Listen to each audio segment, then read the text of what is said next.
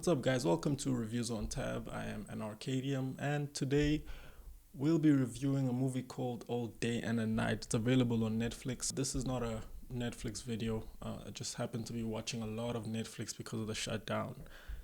So yeah, Reviews on Tab is back simply because of the lockdown.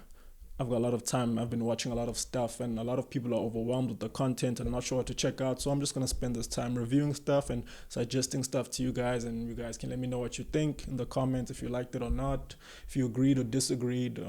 Yeah, we can have a conversation about it. And I'm mostly gonna focus on Netflix shows because that's what I'm consuming the most. Really, people are always complaining that they are overwhelmed by the amount of content Netflix has, so they never know what to watch. Personally, I think that's a dumb thing to complain about, but I mean, it's cool. But yeah, Netflix does have a lot of content, but there's a lot of cool stuff you guys can watch. And if you guys are struggling to figure out what to watch, I'll just keep reviewing Netflix stuff, and then you guys can decide for yourself. And then you guys can eventually just stop complaining for having nice life problems. All Day and a Night. It's a movie starring Ashton Sanders from Moonlight, Captive State, Golden Child, and Wu-Tang.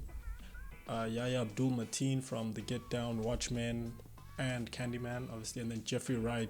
It's a movie by a guy called Joe Robert Cole. He's also the co-writer of Black Panther with Ryan Coogler. And the movie is like a heartbreaking coming-of-age story based in Oakland. I'm going to assume that the director is from there.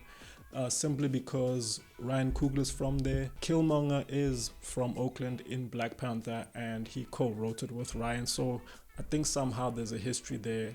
He has a history with that space, if whether the movie's about him or someone he knows, but there is a direct reference somehow to his life and the movie that he's created. The story just fell a little bit flat, especially because at the beginning of the movie, they drop quite a big bombshell, and then they spend the rest of the movie explaining what happened. You're kind of curious to see how the movie kind of unpacks itself to reach the point that they showed us at the beginning of the film, only to realize that the reasoning is very flat. The story is pretty weak, but the director created quite an interesting world. It's pretty clear that he has a great understanding of that world.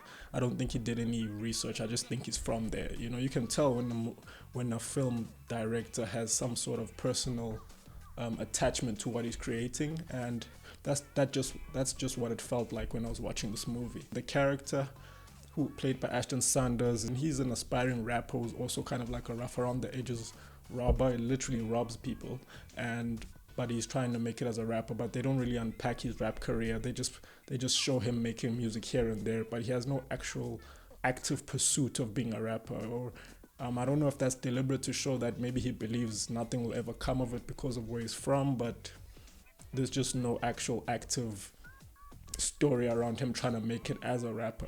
It's more about how he's trying to avoid becoming like his father, and then inevitably becomes exactly like him. And his father was like a gangster, drug addict, hustler, a failed hustler. It is a slow burning movie. I felt like the movie could have been a little shorter. It could have been 1 hour 20 minutes, 1 hour 30 minutes. The whole movie is like 2 hours, and it just felt a little too much like a passion project. At the end of the day, even though you're creating a world that's very close to you, as an outsider, I'd like to enjoy the story, because at the end of the day, you can create any world you want to create, but the story has to be universally relatable in some way or the other, so that we can enjoy it and not feel like outsiders. I think people who are from Oakland would definitely probably just fall in love with that movie and enjoy the world that it's based in, because they probably know people like that or even grew up like that. But as someone who's from the outside, I just want a good story to enjoy, and the story just wasn't that great. It wasn't bad,